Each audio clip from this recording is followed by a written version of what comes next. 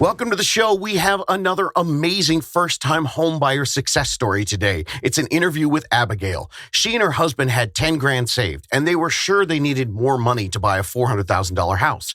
So she asked me, do you have any advice on saving and budgeting? I've been struggling to get my husband into the let's budget so we can buy a house mindset. Well, as you'll hear in this interview, it turns out they were asking about the wrong mindset. They didn't need to budget to save for way more money before they could start their plans. They were already in a place to start thinking about their buying options. They just needed the right information of what they could do today to shift to this new buying mindset. I connected her with a local first-time homebuyer specialist, real estate realtor, a unicorn in an industry full of donkeys. And this is no joke, 90 days later, they were handed the keys to a $400,000 home. The mindset shift that they needed wasn't about how much money they needed to save and work on all their budgeting. They just needed a guide to show them the affordable options that they actually had immediately. There are so many incredible tips and lessons in this one. I seriously can't wait for you guys to hear this one.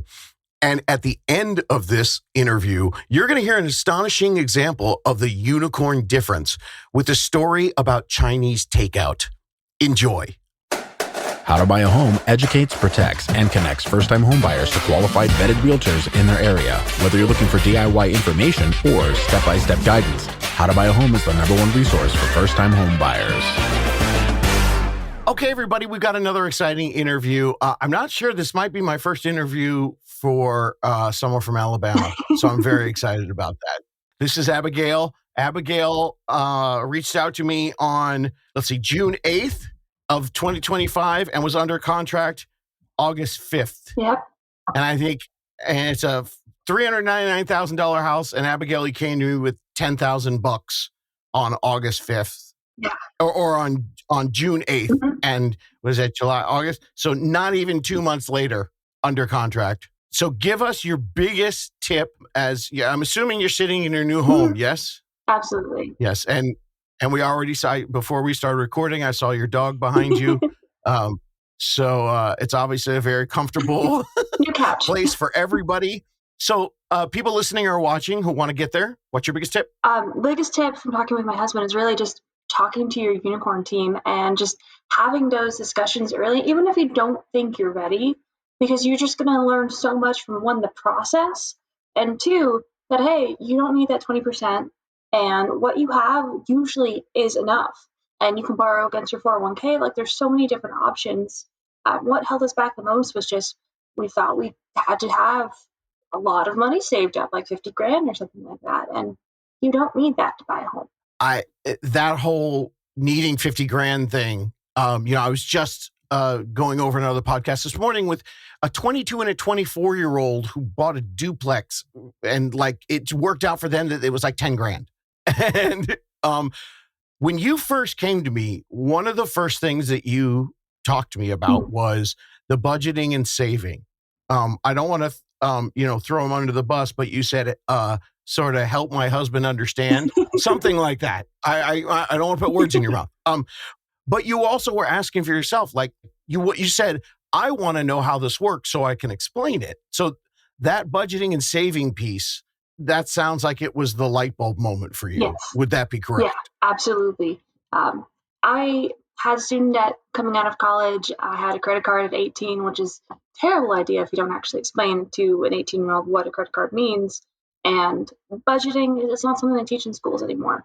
And my parents never really talked to me much about it. My husband kind of knew about it. He was the one who's actually saving more money than me just because he makes more. But just kind of learning that step by step, listening to those episodes, kind of talking with a mortgage broker and getting an understanding for how we should approach it. A lot of people have questions when two people come in. You said your husband makes more than you. What kind of loan payment or loan program did you get? Who was on the loan, and what kind of down payment did you do? So we ended up doing just the standard type loan. We ended up actually asking his parents to help us with the down payment. And they said, no, quite a bit. And then one day his mom and dad just called and like, you know what? We can take some money out of our retirement to help you guys.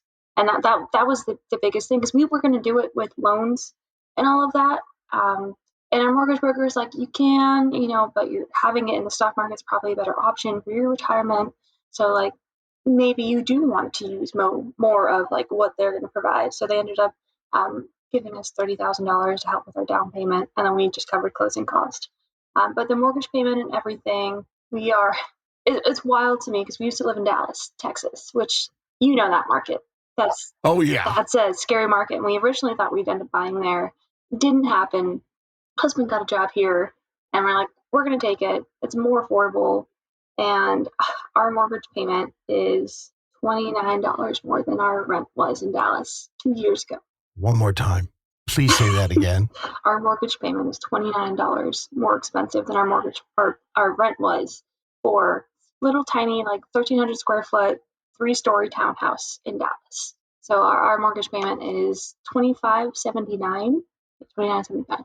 Okay, so I'm always so optimistic on the podcast, and I don't like that I go immediately into what a skeptic it might be hearing about that. Well, of course it's cheaper in someplace else. Yes, it is. But I think the wonderful lesson, Abigail, that you're giving people is that if you're in an expensive, what Reddit calls an HCOL, high cost of living area, you can go to other parts of the country and have a home for the same price as an apartment someplace else. So, but let me ask the question then: what were you renting in Alabama? How much more is $25.79 than your rent? Our rent used to be. We were renting a 3-bed, 2-bath, like standalone home in a gorgeous neighborhood for $2,100. Wow. Okay, so then it's not as disparaging as the skeptics would think. You're paying, a little under $500 a month more. Yeah. You own this place. So, okay, so you got the 30 grand from the parent, so you put 10% down, I'm assuming, Yes. around that? Around 10 to 15. Do you remember what your closing costs were? They were, I should know this. No, I put you on the spot. I want to say it ended up being, we got like a few $100s back, including what we put down for our escrow, but I want to say it was like $8 grand. Yeah, okay. $8 grand on 400,000. Again, in the Last Lease Ever program, I tell people to budget for 3. Mm-hmm. I do find that a lot of times, this does depend on your state and your taxes, 2% is pretty safe. Mm-hmm. And you closed on the 8th, so that means you actually had a big payment. Yes. You had, you paid from the 9th to the end of the month as part of your closing costs. That's correct. But that also meant that at the end of the month, you didn't have a payment. So you had like 7 weeks without any kind of shelter payment for the home? We haven't even put in our first mortgage payment yet. That's due November 1st. Oh my gosh. That's a trick that you taught us. And it was a great tip because we originally were thinking, let's do it closer to the end of the month because we did have to break our lease in order to buy the house and do all of that. So we had to have some additional money aside for, it was 2 months rent on top of like paying through the end of the month that we moved out. But it worked out so well. We were thinking, we'll wait till our lease is up at the end of February. So we were going to start looking for houses now in October, which is just insane.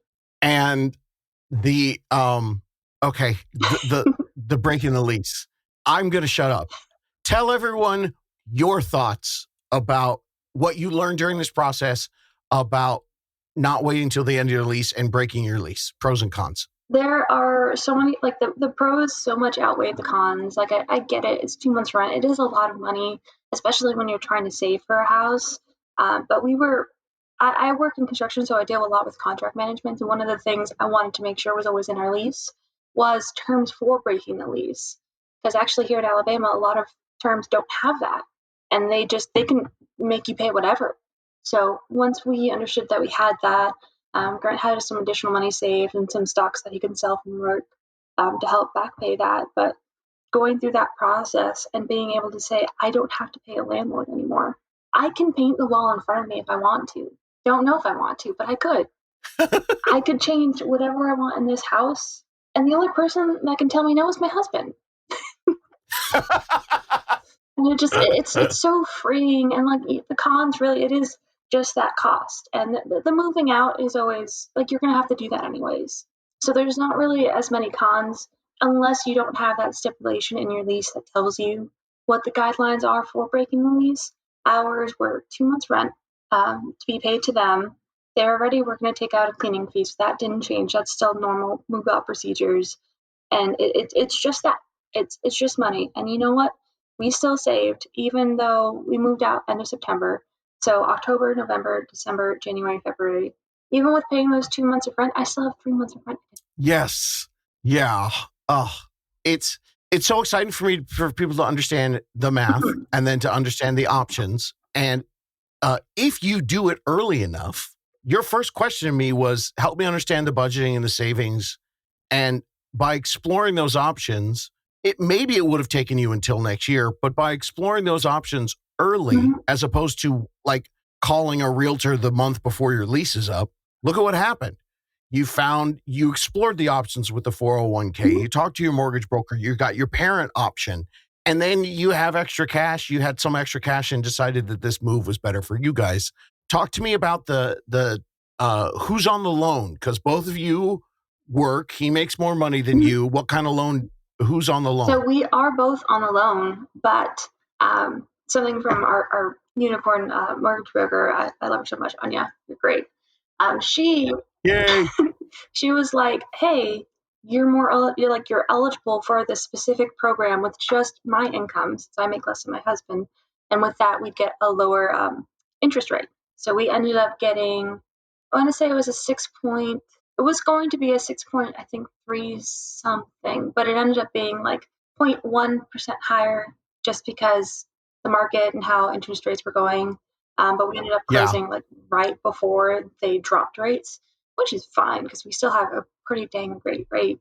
But yeah, we're both technically on the lease and we're both on the deed, but just using my income, we were able to get that lower rate.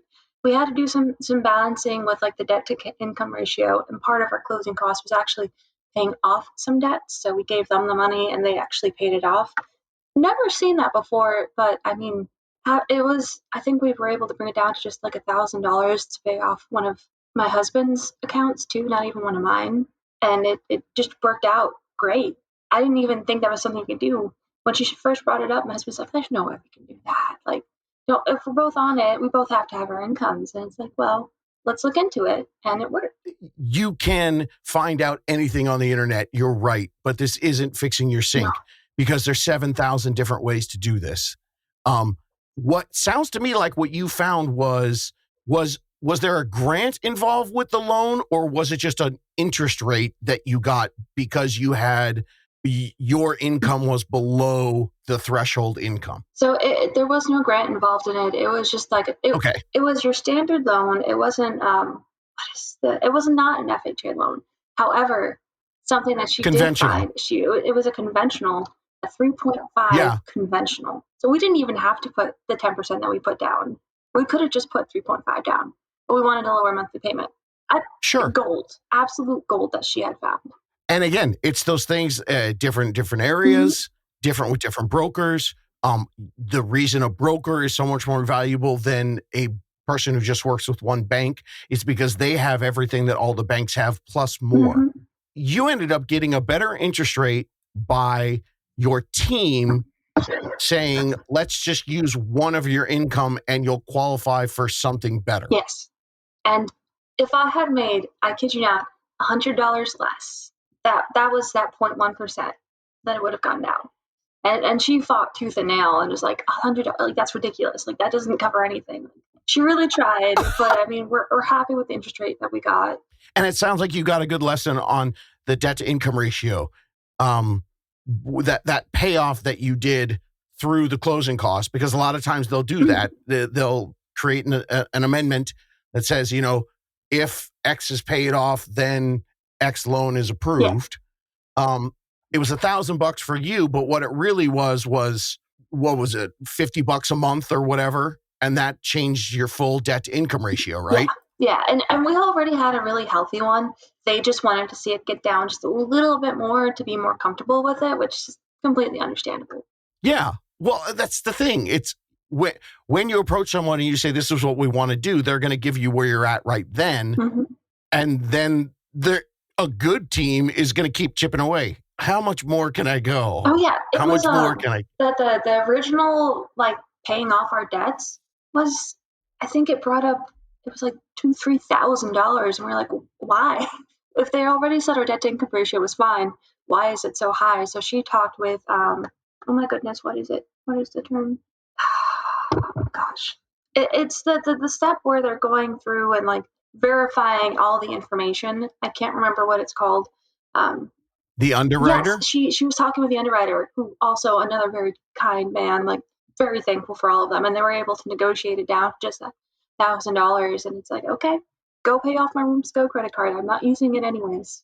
And now I'm sitting on a new couch that we bought after we closed and after we were in the house. Don't buy anything before when you're under contract. Don't buy furniture, even though don't buy paint yet. Don't buy anything unless you call your lender. We went out to dinner when we were under contract for that month. We were just like, so like, don't change anything. Yeah, and they do re-verify everything like 2 days before. They also call your employer 2 days before. Did Abigail get fired? Is this job still real? They actually check that right before you close. There's so many lessons there, but I think the big lesson is, hey, everybody, this is Abigail. 3-4 months ago, none of that was in your vocabulary. And now all that stuff happened to negotiate your process. Talk to me about the actual home buying process. So once you got your hubby on board and said, hey, I found this dork on a podcast and he talks about saving and budgeting, so we can do that. How did shopping for homes go? We connected you with the unicorns, Joe, and who was the lender you said? Shout him out. Anya. And Joe is absolutely amazing. The process really started with him because he was the first person we called, and we're like, the realtor. Yes. And he is phenomenal. That man, the day we closed, we were like, hey, we do a tradition wherever we move that we eat Chinese food on the floor. Empty house, no furniture, Chinese food on the floor. And you know what? He came and he enjoyed it, and it was wonderful. We had in-laws. Oh my gosh, no way. Yeah. No, we found this house, and he helped us through that whole process. The least that we could do is do takeout on the floor with him. But this house in particular, we told Joe, like, hey, I know we're going to start later, but like he was pushing us to at least go and look at houses and like get familiar with what we want, like needs versus wants.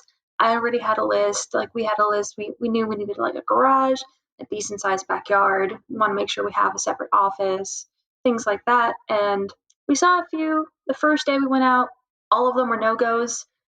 One of them, the upstairs floor was so crooked that the nightstand actually had like 2-3 inches of like shims underneath it, so it would stay straight. You don't see that in pictures, and that's a big thing why I'm so like against sight unseen purchasing, because you need to be in person to see. Yeah, you don't see the matchbooks and the shins under the table and nightstand legs. It was scary, and a lot of them, like, we'd love the houses online, but then you go and see it, and then you're like, oh, this house is really dark. There's not actually any natural light in it. That was another house that we saw. Or one that's like, I love this house, but when I go out my front door, I hear the busy main road right there, and I can stare at it from my front lawn. Yeah, and there's so many different pieces that people discover when they see beyond Zillow. And, I always caution people, it can go either way too. Something that looks terrible might be great, but you brought up something that was really, I think, beneficial to the listeners out there. Joe said, we don't have all our financial ducks in a row yet, but let's go look at some homes. And a big part of that was kind of finding places you didn't like. Yes. And understanding what negatives, and because ultimately that can help you too when you look at something on the photos. You're like, I think that's kind of like the other one. So, okay, so then when did the process go that you found the place that you're sitting in right now? So he uses like MLS, so that's how we were doing our search for homes. And when I tell you, I was checking that like every couple of hours. Like as soon as I got an email that a new property was on the market, I was looking at it for like 2-3 weeks. Don't tell work this, but I was probably partially just not working and looking at houses. But everyone around me was like in on it, and also looking over my shoulder like, ooh, that one's nice. So it was like a team building exercise. Yes, that's awesome. were you doing that because this was exciting for you, or did you and Joe and your husband talk about the fact that it's still a fast moving market in Alabama? Definitely both, but especially the fast moving market. In the neighborhood Really? we were renting in, we really wanted to buy there, but the prices, that was like 500 plus, and it was just a bit too much for us. Not nearly as much square footage for the price.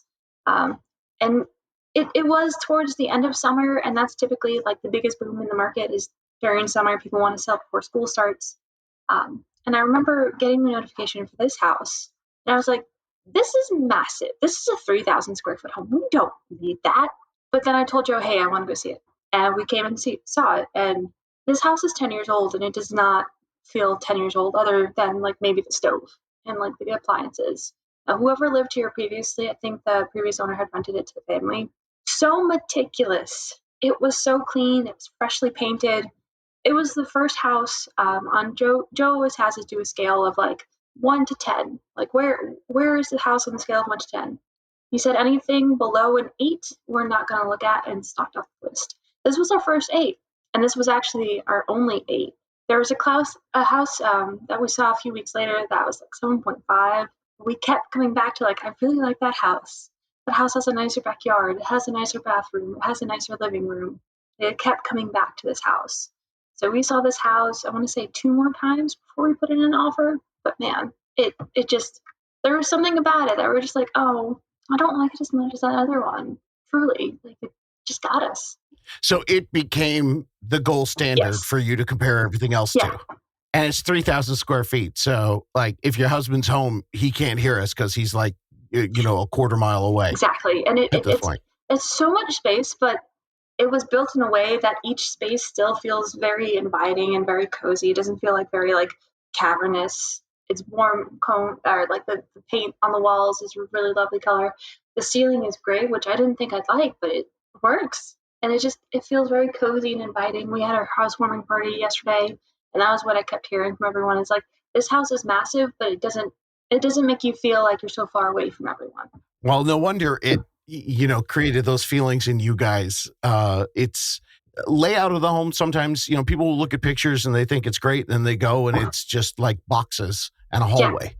Yeah. The layout of the home can do a lot. So 10 years old. Mm-hmm. So I'm assuming the inspection didn't have a whole bunch of major issues. No, I think the ceiling fan in the living room didn't have the remote. So the owner ended up just replacing that and getting us a new remote with a new ceiling fan. So they couldn't find it. There was like the radon piping. We have passive radon system because we don't actually have high radon levels. That was missing a cap. There is an outlet at the front that's not GFCI, but I know electricians can come and swap that out. And there was the garage door is not cocked underneath. Like such simple things. There was one that wasn't simple. A lot of windows wouldn't open when we were doing the inspection. And these are all single pane or single hung. So you're supposed to unlock and be able to push it up. Not budging. I don't actually know how the previous owner fixed it, but they did, and they all open now. But that was probably the biggest cause for concern for us, was like, that could mean a lot of things. It could just mean that the heating and the cooling of the day is just expanding the windows. Like, I work in construction, that happens all the time. But there were other things that it could have been, that I'm very thankful that it wasn't. So that could have been a very expensive request for repairs. And for that, when you do a home inspection, the traditional, now the seller can say pound sand and not do anything. Mm-hmm. Or the seller can repair things that need repair, buy the cap, mm-hmm. Do whatever, or they can give you a credit and you can do it yourself. So you're saying with this slightly concerning oddity, they just said, we'll fix it for you. Yeah, they did not reject any of our repairs, which is wild because we had a counteroffer twice. But they accepted all the responsibility for the repairs. It seems like it may have just been something that has happened before that like he knows the fix for, so they were able to do that. And really, there wasn't anything major. I mean, the roof is 10 years old, but it's in good shape. The slab is fine. Like there's a good house. It's got strong bones, and hopefully there's no tornadoes in the near future. Well, the big ticket item covered. That's great. Mm-hmm. And the fact that they were willing to do that. So you had multiple counteroffers. or you had a couple counter offers just with you guys, Yeah. not with other Not people. with other people. I probably would have walked away from the house. Yeah. Not dealing with that stress. So but you went back and forth a few times with the seller to negotiate your price. Yes. And it kind of sounds like you were maybe anticipating that might happen with the repairs, and it was a lovely surprise that they just said, we'll do it all. Yeah. I remember when Joe called us, he's like, yeah, no, they said they're fine with it all. And I'm like, but they weren't fine with like it. So when we did those counter offers originally, we had done, I think it was $390 when the house was listed for $399, $12K in concessions because we had to break a lease, so that was a big chunk of it. And then something that's standard from what I've heard from Joe and Anya, everyone, 10-day inspection period. Their counter offer, which I mean we expected it because it was the first offer we'd ever put in, was full price $399, $10K in concessions, which is fine. They really were trying to get out of this house quickly because they had their homestead exemption that was going to expire on October 1st. And we were talking with them end of July, early August. So they were like in a crunch time to get everything taken care of. But even with that crunch time, they were trying to knock down our inspection period to 5 days. And from talking with Joe and with Anya, they're like, that's not negotiable. Like, that's not something that was part of our contract that was negotiable. So don't even worry about it. Like, if we don't get that, you can walk away. Like, that's completely understandable. Their real estate agent, we never got to meet her in person, but she seemed just a little aggressive, especially like we're first-time home buyers. We're still trying to learn everything. But we countered full price after debating it. There was some back and forth on the appliances, which, mind you, microwave, stove, and the fridge are original to this house, and this house is 10 years old. They were going to have us pay extra for the fridge and for the washer dryer that they have upstairs. It's probably a few years old, but they may have not used it as much. They were trying to include that in a separate transaction, not with the house. Yeah, that's in the nitty gritty of a transaction, that's personal property versus real property. Mm-hmm. And you cannot include personal property within the contract because what happens then is the appraisal for your loan is supposed to be for the home. Mm-hmm. It does include appliances, but that's something that buyers need to understand. There are necessary appliances, and washer and dryer are always extra. If we know how to throw it in so it doesn't screw up the appraisal. Mm-hmm. But yeah, I mean, I can read between the lines because I've been doing this a long time, and I know Joe, understands how that works too. But it sounds to me like they got intense on the price, and then they were getting intense on the inspection period because they realized if you were going to find something in inspection and pull out of the deal, they needed to know ASAP so they could get someone else in and beat that October 1st deadline. Yeah, that was it. And then you guys stuck to your guns. Mm-hmm. Yeah, we probably spent a few hours like talking with my husband, talking with his parents just for some advice, talking with Joe. They were trying to do like a separate transaction for like $5,000 for the washer dryer, which I get. They were very lightly used. I'm sorry, are you going to pay like someone to take that? It's upstairs, and we have a very tight stairwell, and it's like you're going to pay someone to come take that out. I'm going to pay you to patch up the walls because you're absolutely going to get a hole in the wall like that. Just leave it there. And that was and you never met the other realtor, but I'm assuming that based on you forming an opinion about them, that came through emails and seeing what they write and what they say. And we know we're here. We're your advocates. Mm-hmm. I'm like, oh, okay. So they didn't get the full price they wanted. So now they're trying to get the price in this other negotiation. Yeah. Which is wild though, because they countered at full price and washer dryer separate with fridge, which I don't know why they had to include the fridge. It's 10 years old. Like the fridge is necessary. A 10-year-old fridge. Come on, it's a 10-year-old fridge. Again, like it's not new. That's their agent attempting to, get them everything that they wanted because they probably promised it to them when they said, I can sell your house. They probably told them they could sell the house for $425. And now they're like, crap, we got to get $400. There was another factor is that there is a house on the same road that's actually 4,000 square feet that is to this day still on the market. I wonder why. Well, and that's that piece that you guys had going into it where you're like, I'm sure Joe in subtle ways was like, you're always letting them know, if this doesn't work out, we're going to go down there and it's 1,000 more square feet. If I was in that situation and the other agent was a complete jerk, I'd be like, look, I got to tell you, the husband really wants the place with 1,000 more square feet, even if he didn't say that, and see, and if someone's going to come at me hard and be a jerk on one thing, ethically, I can still say to them, there are other options out there that maybe they're going to like better than us dealing with all this hassle. And then it sounds like once they got you under contract, Joe brought a reasonable but high request for repair after the inspection, asking for everything. And at that point, they kind of showed their cards and went, we really just want to close this. We'll do everything. Yeah. And I mean, they knew that we weren't going to find anything. Like, this house has been taken very well care of. And it's just like, So we did counter them, or we were trying to counter them. I think we actually went back and forth with their offer for $395, $10K, 7-day inspection period in the fridge. But with that, I think Joe just did more negotiating, and we ended up going with their $399, $10K in concessions, the normal full inspection period, and all the appliances is what we ended up getting. Fantastic. And you had the 10K concessions, so the home had to appraise for the full price. Did you appraise at $399? $400. Is it? What, this whole system, I could do a whole podcast on how ridiculous the appraisal system is. Yeah. Oh, it's exactly the list price that we needed. Oh, wow. Perfect. Who would have thought? I was really hoping to get a little bit higher and give me a little bit of that equity now. I'll tell you what, 2 months earlier, at a little bit lower price, they might have done it. But because you were in that September period, if that appraiser then has 2 comps lower than yours that show up, then, they have to cover their butt. So that's such a big part of the game. Okay, I know we talked before we went on the air. I know you had a notebook of things. Is there anything else that you would like to share? Let's see. We're both sitting here with our notes. I love it. Notebooks are a great thing. Let's see.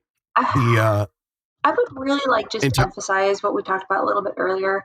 There are so many other ways to fund a house other than just a savings account. Like, I have a coworker who gets, he moves for work and the company helps cover cost, but he's going back to Dallas, and you know what? He's going to pull out of his 401k and pay himself back. Like, that is such a big option. People, I really do want them to know about. Even if you're younger, like I'm 28, I don't have that much in my 401k, but I would have enough to cover if I needed to. As long as you go through the right hoops, talk to the right people, make sure that you understand fully what you're doing. You do have to pay yourself back with interest if you've done it before, but it's an option. You don't want to pay. And for some, and for some money management companies, depending on who your employer uses, you can do it as a one-time, no penalty, no fee, non-taxable event if you're putting it into your primary residence. And, I've had interviews with other people, and I'm so thankful that you said that. Other people have said, hey, my home is going to be a big part of my retirement. So all I'm doing is diversifying the portfolio of my 401k. My 401k is out there in multiple different stocks. All I'm doing is the exact same thing, just putting part of it into real estate. And I think the stat is like, almost all billionaires have at least 30% of their portfolio as real estate. So, you're in good company there. But for you, and the beginning of this podcast was so interesting. There was the 401k, but there were so many different loan options too that got, opened your eyes for you and gave you different things. When you came to me and you were like, all right, we need to worry about budgeting and saving, did you have any idea that there would be so many different options out there that you'd be looking at? I mean, you sound like a, professional loan officer and you've owned a house for, a little over a month. Honestly, like I really didn't know. And that's why I find it so important to talk to, like, find your unicorn, get your team, just talk to them. Because talking to them, you're going to learn so much from it. And you never know, you might be ready sooner than you think. We originally wanted to buy a house in Dallas, and we kind of got priced out of that market, but we've probably been ready for years, and we just didn't think about it.